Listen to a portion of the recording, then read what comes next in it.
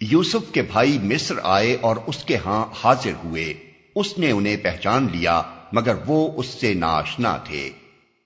یہاں پھر 7-8 برس کے واقعات درمیان میں چھوڑ کر سلسلہ بیان اس جگہ سے جوڑ دیا گیا ہے جہاں سے بنی اسرائیل کے مصر منتقل ہونے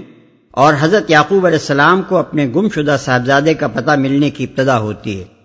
بیچ میں جو واقعات چھوڑ دیے گئے ہیں ان کا خلاصہ یہ ہے کہ خواب والی پیش خبری کے مطابق حضرت یوسف علیہ السلام کی حکومت کے پہلے 7 سال مصر میں انتہائی خوشحالی کے گزرے، اور ان ایام میں انہوں نے آنے والے قحط کے لیے وہ تمام پیش بندیاں کر لیں جن کا مشورہ بادشاہ کے خواب کی تعبیر بتاتے وقت وہ دے چکے تھے۔ اس کے بعد قحط کا دور شروع ہوا،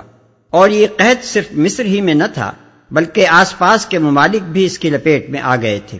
شام، فلسطین، شرق اردن، شمالی عرب، سب جگہ خشک سالی کا دورہ تھا۔ ان حالات میں حضرت یوسف علیہ السلام کے دانشمندانہ انتظام کی بدولت صرف مصر ہی وہ ملک تھا جہاں قحط کے باوجود غلے کی افراط تھی۔ اس لیے ہمسایہ ممالک کے لوگ مجبور ہوئے کہ غلہ حاصل کرنے کے لیے مصر کی طرف رجوع کریں۔ یہی وہ موقع تھا جب فلسطین سے حضرت یوسف علیہ السلام کے بھائی غلہ خریدنے کے لیے مصر پہنچے۔ غالباً حضرت یوسف علیہ السلام نے غلے کی اس طرح ضابطہ بندی کی ہوگی کہ بیرونی ممالک میں خاص اجازت ناموں کے بغیر اور خاص مقدار سے زیادہ غلہ نہ جا سکتا ہوگا۔ اس وجہ سے جب برادران یوسف نے غیر ملک سے آ کر غلہ حاصل کرنا چاہا ہوگا تو انہیں اس کے لیے خاص اجازت نامہ حاصل کرنے کی ضرورت پیش آئی ہوگی، اور اس طرح حضرت یوسف علیہ السلام کے سامنے ان کی پیشی کی نوبت آئی ہوگی، مگر وہ اس سے ناآشنا تھے۔ برادران یوسف کا آپ کو نہ پہچاننا کچھ بعید از قیاس نہیں ہے۔ جس وقت انہوں نے آپ کو کنویں میں پھینکا تھا اس وقت آپ صرف 17 سال کے لڑکے تھے، اور اب آپ کی عمر 38 سال کے لگ بھگ تھی۔ اتنی طویل مدت آدمی کو بہت کچھ بدل دیتی ہے۔ پھر یہ تو ان کے وہم و گمان میں بھی نہ تھا کہ جس بھائی کو وہ کنویں میں پھینک گئے تھے وہ آج مصر کا مختار مطلق ہوگا۔ پھر جب اس نے ان کا سامان تیار کروا دیا تو چلتے وقت ان سے کہا، اپنے سوتیلے بھائی کو میرے پاس لانا، دیکھتے نہیں ہو کہ میں کس طرح پیمانہ بھر کر دیتا ہوں اور کیسا اچھا مہمان نواز ہوں۔ اگر تم اسے نہ لاؤ گے تو میرے پاس تمہارے لیے کوئی غلہ نہیں ہے، بلکہ تم میرے قریب بھی نہ پھٹکنا۔ اختصار بیان کی وجہ سے شاید کسی کو یہ سمجھنے میں دقت ہو کہ حضرت یوسف علیہ السلام جب اپنی شخصیت کو ان پر ظاہر نہ کرنا چاہتے تھے تو پھر ان کے سوتیلے بھائی کا ذکر کیسے آ گیا، اور اس کے لانے پر اس قدر اصرار کرنے کے کیا معنی تھے، کیونکہ اس طرح تو راز فاش ہوا جاتا تھا، لیکن تھوڑا سا غور کرنے سے بات صاف سمجھ میں آ جاتی ہے۔ وہاں غلے کی ضابطہ بندی تھی اور ہر شخص ایک مقرر مقدار غلہ ہی لے سکتا تھا۔ غلہ لینے کے لیے یہ 10 بھائی آئے تھے، مگر وہ اپنے والد اور اپنے 11ویں بھائی کا حصہ بھی مانگتے ہوں گے۔ اس پر حضرت یوسف علیہ السلام نے کہا ہوگا کہ تمہارے والد کے خود نہ آنے کے لیے تو یہ عذر معقول ہو سکتا ہے کہ وہ بہت بوڑھے اور نابینا ہیں، مگر بھائی کے نہ آنے کا کیا معقول سبب ہو سکتا ہے؟ کہیں تم ایک فرضی نام سے زائد غلہ حاصل کرنے اور پھر ناجائز تجارت کرنے کی کوشش تو نہیں کر رہے ہو؟ انہوں نے جواب میں اپنے گھر کے کچھ حالات بیان کیے ہوں گے اور بتایا ہوگا کہ وہ ہمارا سوتیلا بھائی ہے اور بعض وجوہ سے ہمارے والد اس کو ہمارے ساتھ بھیجنے میں تامل کرتے ہیں۔ تب حضرت یوسف علیہ السلام نے فرمایا ہوگا کہ خیر، اس وقت تو ہم تمہاری زبان کا اعتبار کر کے تم کو پورا غلہ دیے دیتے ہیں،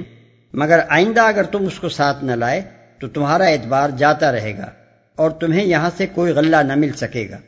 اس حاکمانہ دھمکی کے ساتھ آپ نے ان کو اپنے احسان اور اپنی مہمان نوازی سے بھی رام کرنے کی کوشش کی، کیونکہ دل اپنے چھوٹے بھائی کو دیکھنے اور گھر کے حالات معلوم کرنے کے لیے بےتاب تھا۔ یہ معاملے کی ایک سادہ سی صورت ہے جو ذرا غور کرنے سے خود بخود سمجھ میں آ جاتی ہے۔ اس صورت میں بائبل کی اس مبالغہ آمیز داستان پر اعتماد کرنے کی کوئی ضرورت نہیں رہتی جو کتاب پیدائش کے باب 42-43 میں بڑی رنگ آمیزی کے ساتھ پیش کی گئی ہے۔ انہوں نے کہا، ہم کوشش کریں گے کہ والد صاحب اسے بھیجنے پر راضی ہو جائیں، اور ہم ایسا ضرور کریں گے۔ یوسف نے اپنے غلاموں کو اشارہ کیا کہ ان لوگوں نے غلے کے عوض جو مال دیا ہے وہ چپکے سے ان کے سامان ہی میں رکھ دو۔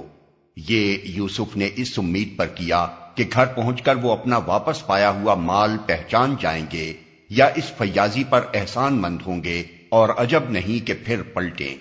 جب وہ اپنے باپ کے پاس گئے تو کہا، ابا جان، آئندہ ہم کو غلہ دینے سے انکار کر دیا گیا ہے، لہذا آپ ہمارے بھائی کو ہمارے ساتھ بھیج دیجئے تاکہ ہم غلہ لے کر آئیں، اور اس کی حفاظت کے ہم ذمہ دار ہیں۔ باپ نے جواب دیا، کیا میں اس کے معاملے میں تم پر ویسا ہی بھروسہ کروں جیسا اس سے پہلے اس کے بھائی کے معاملے میں کر چکا ہوں؟ اللہ ہی بہتر محافظ ہے اور وہ سب سے بڑھ کر رحم فرمانے والا ہے۔ ان کے باپ نے کہا، میں اس کو ہرگز تمہارے ساتھ نہ بھیجوں گا جب تک کہ تم اللہ کے نام سے مجھ کو پیمان نہ دے دو کہ اسے میرے پاس ضرور واپس لے کر آؤ گے، الا یہ کہ کہیں تم گھیر ہی لیے جاؤ۔ جب انہوں نے اس کو اپنے اپنے پیمان دے دیے تو اس نے کہا، دیکھو ہمارے اس قول پر اللہ نگہبان ہے۔ پھر اس نے کہا، میرے بچوں، مصر کے دارالسلطنت میں ایک دروازے سے داخل نہ ہونا بلکہ مختلف دروازوں سے جانا،